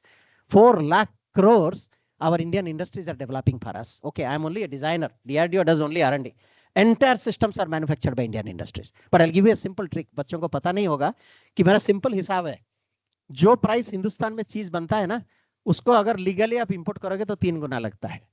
Legally मतलब जब इनको पता नहीं होता कि हम उसको बनाते हैं. 3 times. So it is 4 lakh crore is practically 12 lakh crores which we could stop our import. But that's not all. It's only the beginning. Because import का सबसे बड़ी खतरा जो होता है ना, it is different. I told you, a 50 crores radar, they brought it down to 18 crores. Why? वक्त मिलता तो शायद मुझे वो फ्री में भी दे देते. क्योंकि पहला नशा फ्री में दिया जाता है. उसके बाद आपको पता है. ये एक नशा है. This is what every country tries to play with us. Because they know Indian audit system always we say taxpayers' money, we have to have absolutely L1 which we have to buy for. Why a foreign systems will be cheaper and why Indian system is costly. No Indian system is ever costly than a foreign system. Can you ever imagine that? It is just a deflated figures which they show to capture us. So that is the reason you have to have control over price. The moment you buy that radar in 18 crores, आप सोचे कि 2 करोड़ आपने बचा लिया, पर हिंदुस्तान उसमें डूब जाता है. Because tomorrow when you get that radar, कोई एक radar नहीं खरीदता है, 1000 radar खरीदता है, 100 radar खरीदता है. And tomorrow if you want to make that radar as a missile enabled radar, उसके लिए software चाहिए. हो गया फिर दूसरा level of नशा. उसी के पास आप जाओगे because they will never give you the software code. And then they will tell you, you pay us 100 crores to incorporate this software. आप 1000 करोड़ का radar फेंकोगे या 100 करोड़ दोगे? यही होता है तरीका. This is what is called international gamble, in which India will never fall a prey. So that's the reason we go so strong for our one systems. I have to wind up in another 10 minutes, otherwise I'll miss my flight. So future warfare scenario, material, soldier systems, network, these are all critical technologies. I'm trying to list it out. This was a last minute slide for me. If we talk about a fighter aircraft, आसमान में उड़ता है तो हम ताली लगाते हैं कि चलो इंडिया जीत जाता है. But you never know how much of the technology gets imbibed to make a fighter aircraft. Today morning somebody was asking me for that. The higher mobility, the improved jamming resistance, phased array antenna technology for the radars. I mean, so on and so forth, the plethora of technology which needs to be matured by a country if you want to make your own fighter aircrafts. And you'll be very happy to know India has its own fighter aircraft called LCA, Tejas, LCA Mark 1, Mark 1 Alpha. Now today we are making Mark 2. Tomorrow we are going to make Stealth, the 5th generation fighter aircrafts, wherein it will be invisible aircrafts in the sky. That's the kind of a power India is roaring so far as fighter aircraft is concerned. These are different typical war scenarios. I wanted to make it for you. These are all future war is going to happen. So your weapons, your technology, your devastating attacks all have to be aligned with what the world needs you for tomorrow. This is the entire space ground. Today morning somewhere one question I was getting, that all these signal intelligence, you are doing it on the ground, on the air. How is it when it happens with the satellite? Fantastic. Future is going to be that. All your war is going to be fought with satellites. Your radar will be on the satellites. Your camera will be on the satellites. Your telescopes will be on the satellites. Your SIGINT system will be on the satellites. So this is going to be the future of the warfare. And that's the reason we attack the space. And of course, this is most important, which is called the swarm of drones. Recently, आप लोगों ने इतना देखा कितने drone attack कर रहे थे हमारे ऊपर, because this is what is going to be the future generating warfare. 1000 रुपये में एक ड्रोन मिलता है, 100 रुपये में उसमें मसाला डाल दो और छोड़ दो, हो गया कहानी खत्म. आप कितना भी मिसाइल बनाओ, उसमें से 1000 आएंगे तो आप क्या करोगे? So your technology has to be such that it is going to defunct all of them. I'm triggering the young mind here that you have to think, how do you come out of such attacks? This is digital soldier. I have explained to you already. This is going to be the futuristic warfare systems. Fighter aircrafts with integrated sensor suite, whether it's coming to AES radar, if you talk about EW systems, you talk about infrared search and track systems, missile approach warning systems, software defined radio. These are all going to be the ornaments for the fighter aircrafts, which is going to be its assets to make it devastating on the sky. Of course, to do that, DRDO opens its arm to work with academic institutions. For a very simple reason, DRDO does not exist without academics. All this great thing, the soft landing of the moon, professor is sitting right here, Professor Radhakant Padi. We were all struggling how to have a South Pole smooth landing. Hats up to the control programs. So without professors from Professor Ghoshal, who has been my guru for the missile control, and all the missile controls we learn from them. So without professors, without academics, DRDO does not exist. So we open the center of excellence across leading institutions to create that culture within, so that the young mind come, work, we throw upon the problem challenges, then the students come there and work. We of course do phenomenal funding. Funding is not a problem for DRDO, but what is more important, to attract the young mind to take those challenges and develop such systems which nobody in the world could ever think of. These are all our kind of things. Materials is going to be a very, very important future definitions of the war. Few minutes back, I explained to you about stealth. A stealth aircraft can be made provided it cannot be tracked by the radar. It cannot be tracked by the radar provided it is made of radar absorbing material. It is called RAM. Reshaping materials that the entire configuration of a missile changes as it attacks, so that your entire missile's image processing fails to detect your attack missiles. So material is another area which is going to define the future of the war. Future radars, airborne radars made of drone. This is a very, very critical challenge I have thrown upon to the academics as well as to the startups. The drones are happening across as a kamikaze drone carrying the propellants or maybe carrying the devastations and all that. Can you make some drone which can form an array in the sky and each one of them becomes a radar tier module? It creates a beautiful AES radar for me, and it pumps so much of energy in the sky.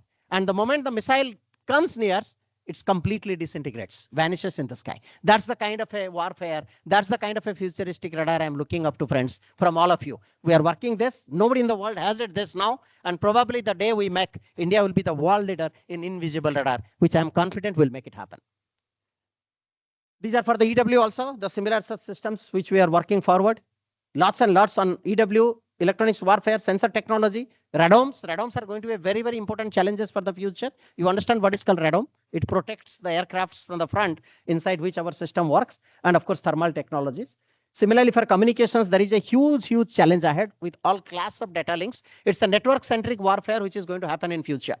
You will have your aircrafts on the sky, you will have your radars on the ground, you will have your missiles in the sky, you will have your ELINT system on the space. All of them should be able to talk to each other, and the entire data should come down to the control center for processing. So communication is the nerve center for all that.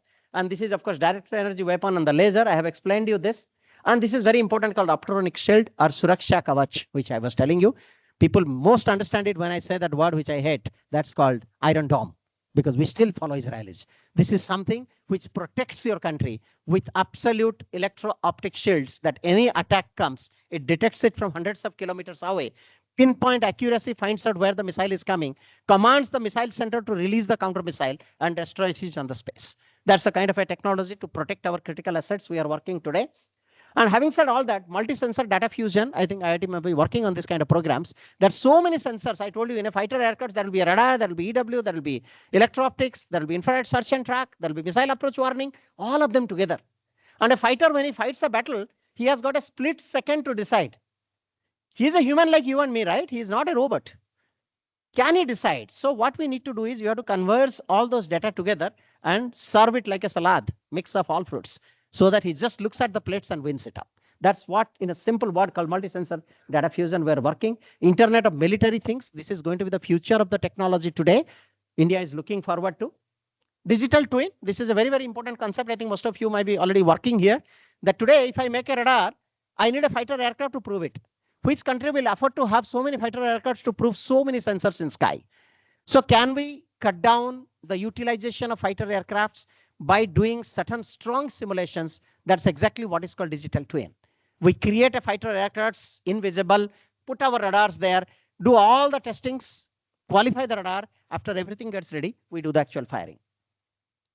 Smart C5 ISR, this is going to be absolutely the next generation requirement. I think you know all that. I will not spend much on that. Of course, a lot of industry enablement, we do it. We release technology development fund. It's an open challenge to anybody that if you have got a great idea, if you are a startup, if you are an industry, write it to me.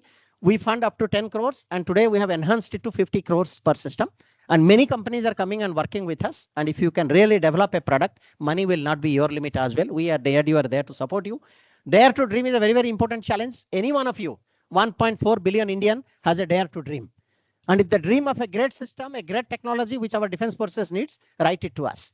If you are selected as one of the great ideas, we are going to award you, we are going to fund you, we are going to hold you connected with industries that they translate your idea to the product, and that product goes to the warfield. So like that, unlimited opportunities DRDO has. Look at the technology development fund, how it is growing. We are really going to support our this thing through that. Dare to dream was also there.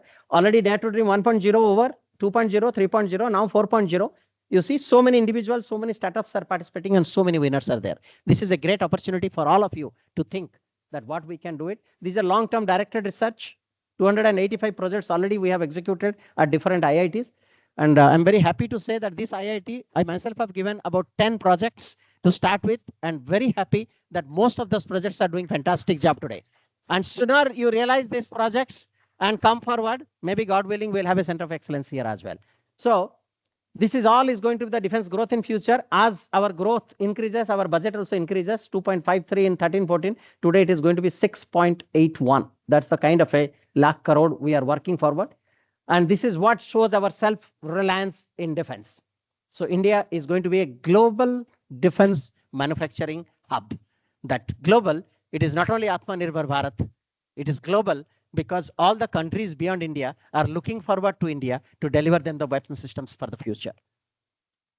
So this is a small SWOT analysis. This I was doing yesterday night. A SWOT analysis we do in a management for anybody, any company, any industry. For India, I was doing it. India's strength is the large and the growing defense budget, skilled workforce, DRDO, government initiatives, growing defense production, rising exports. What is the weakness? Weakness is still we have a desire to import. Why this desire to import has come? Desire to import has come because we have to trust our system. Our industry should be able to scale up their production value, that what our armed forces needs, they should be able to. We can't launch a beautiful missile today and tomorrow look for our kitty whether the next missile is available. So our industry bandwidth also must increase for that. Lot of ecosystems has to build for that. And okay, our process is tough. So we have to come out of the process. And of course, our products needs to be standardized. That is something which India misses always. That is our weakness. Opportunities is Atmanirbhar Bharat, Viksit Bharat, National Deep Tech Startup Policies, TDF, I told you, Dare to Dream. These are our opportunities. Our threat, the competition from other nations, always it is there. And also cyber security. We have to be very, very careful about our cyber security because our entire knowledge base stays there. And of course, a lot of indigenous semiconductor manufacture and the component, which your director was highlighting, I was highlighting for a few moments. So this is my personal SWOT analysis for India. We'll soon come out of our opportunities, our weaknesses and our threats, and I think we'll be further a stronger nation. Now I'll conclude with my two of the favorite slides. Exactly, I have 5 minutes left until 5:30 I have to complete. Every leading country has a classic approach towards becoming a defense superpower. I think no country copies another country to become superpower, right? Copy करोगे आप जीत नहीं पाओगे. बच्चों को भी बोल रहा हूँ. सबका इनोवेशन होना चाहिए, क्रिएटिविटी होना चाहिए, अपने तरीका होना चाहिए, तभी आप जीत सकते हो दुनिया का किसी भी जंग. So you should have a very classic style to approach that nobody can predict. I'll just make it a little interesting. For me, classic is not just a word. I was analyzing what does classic mean for me, and I think this slide will be my tribute for the National Technology Day.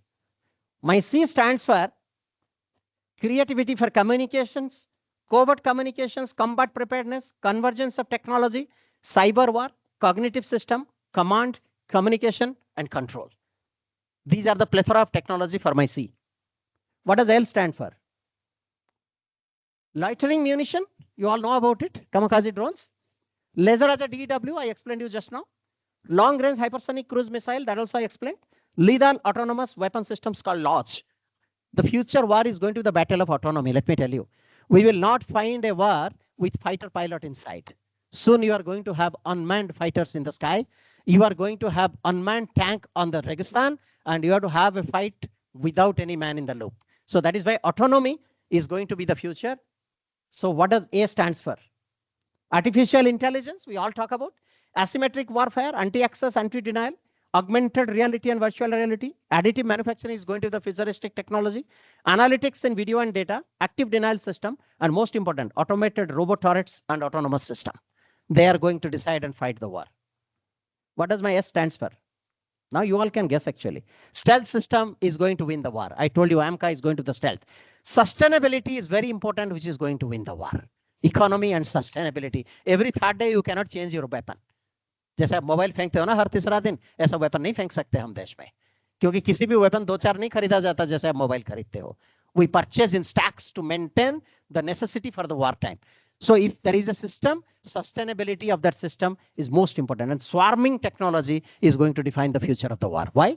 Swarm of drone. I think all of you have seen it, how they create devastation. What does the next S stands for?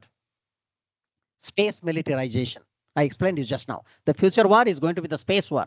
System of systems is going to be the war of future. Single radar or a single missile will not work. Your famous Iron Dome, which you talk about, Raksha Kavach, which I was explaining you, is a system of systems. You have got a radar, you have got a sonars, you have got electro-optics, you have got a missile, you have got a drone, you have got anti-drone. All that put together creates a real warfare. Smart materials is going to be the future of the warfare again. Just now I explained you, smart material is going to decide the course of the war. Software-defined satellites and regenerative payloads. This is again going to define the future course of war. What does I stand for? ISR, intelligence, surveillance, and reconnaissance. Image intelligence, integrated air defense systems. You have all seen it. ISCCS, how it works. So apt and so fantastic in Operation Sindoor. Information warfare is going to be most important in future because war will be fought with information test. Industry 5.0. They are going to decide the future of any war, because if industry is not prepared, the country is not prepared. Internet of military things, somewhere I showed you just now. This is going to the future of the war. And immersive technology. This is going to decide the future course of the war. What does Q stands for? I think you all can guess it. Quantum and photonics are going to be the future of the war. Quantum technology is going to decide how the country is going forward. What does U stands for? Unmanned systems and untrusted system. Unmanned system, as I explained you just now. What is untrusted system? Untrusted system is something that you have given a weapon to the soldier, and soldier does not trust that weapon, but still fight, and he wins the war. Trusting a system and winning the war is easy. Not trusting a system and yet winning the war is the most challenging way to win the war. Make your system such that even nobody trusts that, it still makes its job the one which country looks forward to. And the last one is very easy to guess for all of you. E stands for electronic warfare, electromagnetic pulse weapon systems and countermeasures, and engines for the fighter at that time. So this is my explanation for classic. And if any country is classic, they are the winner. I will conclude, friends, with my last slide. If we want to be a global leader, I think INAE has to play a role. I have come here with the capability and the capacity of an INA. Let us understand what INA means. India leads when I stands for industry. If my industry power is with me, India will be a global leader. What does N stands for? Nascent forces, unseen forces. Who are they? My startups, my micro and small scale industries who are invisible in the bigger industrial ecosystems today. But they are the people with that small product which they develop in terms of disruptive technology, which nobody in the world could do that. And those are the components which are going to make my futuristic weapon systems to win the war. What does A in stands for? Academia. Without you, I don't exist. Without you, no country can ever dream of winning the war. And of course, E all of you can get. There are engineers to make everything happen and convert every systems to technology. Thank you so much, friends. I wanted to complete it at 5:30. That's all I am. Thank you so much. May God bless you. And what I told you, Remember the passion within you. Somebody told me today, a couple of professors, when I entered into director's chamber, said that he is very young. I said, young and old comes from here. It not comes from the biological age. Many people, mathematically below 35, are old of 80s because they have given up in their life. Many people at 80 are the young bubbling below 35 because they have the kill, they have the thrill, and they have the zeal. That makes you young, and India is young. All of you are young. Let us carry the great India to the future. God bless you. Thank you so much. Love you all. Jai Hind. Jai Bharat. Well, initially I told you that if he doesn't come to IIC, then I come here. Now you can see why I come here. I am very sure that all of you must have enjoyed the talk. And if you did not come here, probably you would have missed a lot. Okay. But having said that, probably this talk is recorded or not, that part I don't know. Maybe it is available, not available, whatever we see that. So I know he has a flight to catch at 7:50, so he has to go a little early. But having said that, I've also kind of convinced him that he can leave a little bit later. So about a few questions you can take, but it will be moderated, not open flow sort of thing. Just raise your hand, then we'll ask you.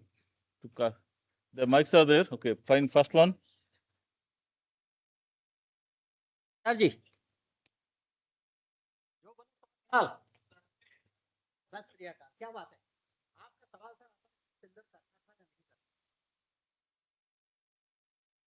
आराम से समझाऊंगा मैं. You can use your mic there. चाहे मेरा flight miss हो जाए पर आपको समझा के जाऊंगा आज.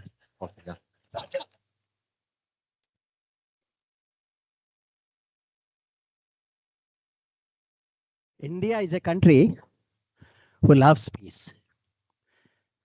भारत को शांति चाहिए.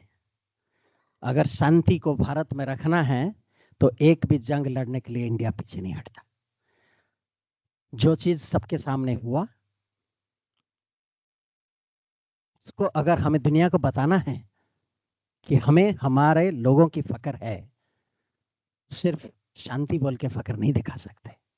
Strength commands strength, and it was necessary for India to show to the rest of the world that this is what is Indian power. This is what is Indian devastation capability, not of India. Indian designed weapon systems. ये तो एक test ही था जो मैं रोज करता था ITR में. Missile उड़ाया और दुनिया को दिखाया कि हमारा मिसाइल का प्रिसिशन कितना है. ये नहीं कि हम डिस्ट्रॉय करना चाहते थे. हमने प्रिसिशन दिखाया, हमने पावर दिखाया, हमने टेक्नोलॉजी दिखाया और दुनिया को ये दिखाया कि हिंदुस्तान के पास ताकत है और हिंदुस्तान चुप नहीं रहेगा. Thank you so much. To augment a little bit, don't forget that all this space technology and defense technology has tons of applications of civilian domain as well. If you talk about autonomous cars today, you imagine how many years back the missiles were already autonomous, basically.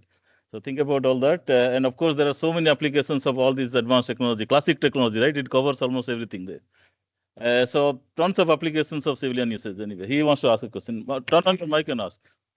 Want to ask a question? Anybody else? Turn on your mic and ask. Yeah. That's a challenge. Okay, ask your question. Sir, I'll just take 10 words. Thank you. Yes, sir. Thank you for the talk.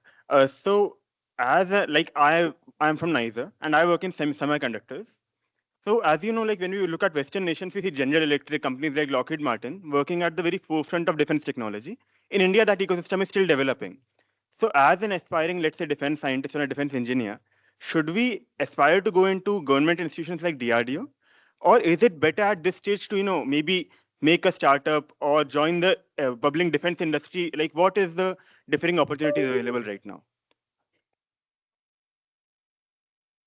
Can speak on the mic because ordinary people can listen. Okay. See, just because I am from DRDO, I have not come here to attract you that you all join DRDO. No, answer is no. Join DRDO if your passion drives to work through DRDO for the country. Then only you join DRDO. If your passion drives that you create on your own, on your startup and contribute to our defense forces, start your tap. Follow your passion, chase your dream, make my India the cream. Thank you, sir. Sir, can I ask a Yes. question? I'm speaking from wireless. I'm speaking from Bombay. Yes, sir. Please. Sir, you talked about stealth systems. Okay. True. So now I have read that 2 days or 3 days back, China is selling stealth aircraft to Pak. So stealth aircraft deflect the radar waves in different directions, so it doesn't come back to you. In such a case, when a equipment is coming towards you, how do you detect it and how do you take evasive action or destroy it? Okay. Okay. That's very simple. See, it is a story of technology. So when we talk about stealth, something which is invisible in the optical spectrum becomes visible in micro spectrum. When something is not visible in one frequency of a microwave, it will be visible in another frequency. All that you need to know is to have your intelligent radar system within, which should be able to keep toggling the frequencies to detect in particular area where you are going to get your reflections. This is one of the simple systems which I'm explaining if you want to defy your RAM. And more than that, we have got the contemporary counter systems, not radar alone. I'll not be able to explain all those technologies today, that if one technology fails, we have a competitive counter technology to understand that there is a stealth attack. And the moment it happens, we have got our counter missiles equally powerful that they should be able to be thoroughly guided by such radars and homing on actions. That is what India is working on today. However, it's a war of technology. If I detect one stealth today, tomorrow that stealth definition will change in the fighter aircrafts to have second technology tomorrow. This race continues. We work towards that. Thank you so much, sir. If Pakistan is already getting these aircraft, then do we have these systems, whatever you have described now very, very nicely? Do we already have it to be able to counter it? Actually, so many things I explained. Many of them we have it. Most of them, what we have it, I didn't explain much because the idea was I didn't want to tell history. What we are going to have it is some of the technologies which have triggered for. I really do not know which one you're talking about. Most of them definitely we have, but many of them we are going to have soon. Thank you, sir. Thank you, sir. Thank you very much. Just two more questions and we'll stop it. Anybody else here or online? Just two more questions. Anybody here? There. One. Yes, please. You can talk to the mic. Hello. Thank you so much, sir, for your insightful presentation. Thank you. So I want to know that the defense shield of India, DRDO, does it covers all the major cities or only the selected cities? Yeah, that's a question. So it will be difficult for me to answer because those are called deployment configurations. What I explained to you here, basically the technology, what we have. Now, when we defend a particular critical infrastructure, what all to be protected, that is decided by somebody else, not me. So I cannot answer you that, but definitely India is ready and prepared and India is safe. You don't have to worry on that. Thank you, sir. Okay, okay. Thank you. Hello, Interview over. Yes. Yes, one question from here. Sir, Yes, please. sir, one question. Hello. Yes. Here, sir. Yes, please. Hello. Sir, in this war exercise, Sindur, which weapon, as per your feedback, S-400 or Akash Defense, who is the more reliable and who played the role much better? जब cricket match होता है ना और भारत जीतता है, आगे बोलूं, आप समझ गए हैं. It's a team which won. It's India which won. Thank you so much. I think we should stop here because it's out of time or something. So there's a little flight constraint here, right? So we have got the final formalities of formal vote of thanks and things like that. So we'll just stop here and then. Okay. All right. So we'll move on to the next one actually. Now I request our Director Sir, Professor Sripad Karmalkar, to hand over the memento to our esteemed guest as a token of appreciation from IIT Bhubaneswar.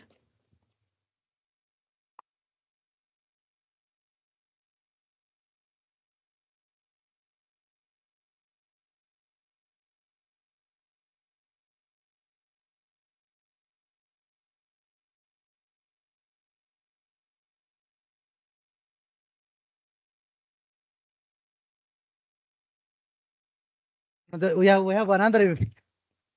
We have to felicitate from INE. On behalf of INE also we'll felicitate. Just for 1 second. And before we conclude, we want to introduce two distinguished scientists who joined us. Professor N.P. Padhi, who is Director of and BUG Chairman of NIT Jaipur as well as IIIT Kota. So let us welcome Professor Padi and Dr. Manmat Badpanda, who is one of the very distinguished scientists in atomic energy and right now in Radha Ramanna Institute. Thank you very much for joining.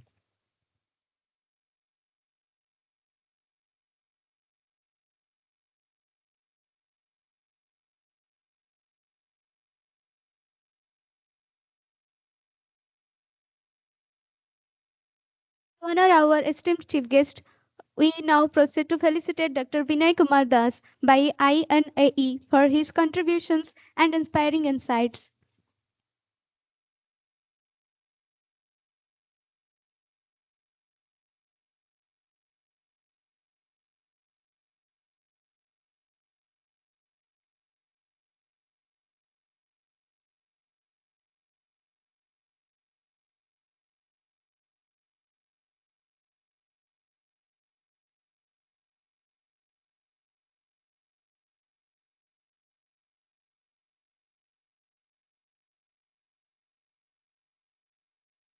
Thank you, sir. I know that you are running out of time. Quickly, we'll complete the session by conveying our sincere thanks and gratitude to you for enlightening us about the technology, importance of the technology in warfare, self-reliance, futuristic radar systems, and Suraksha Kavach, and much more.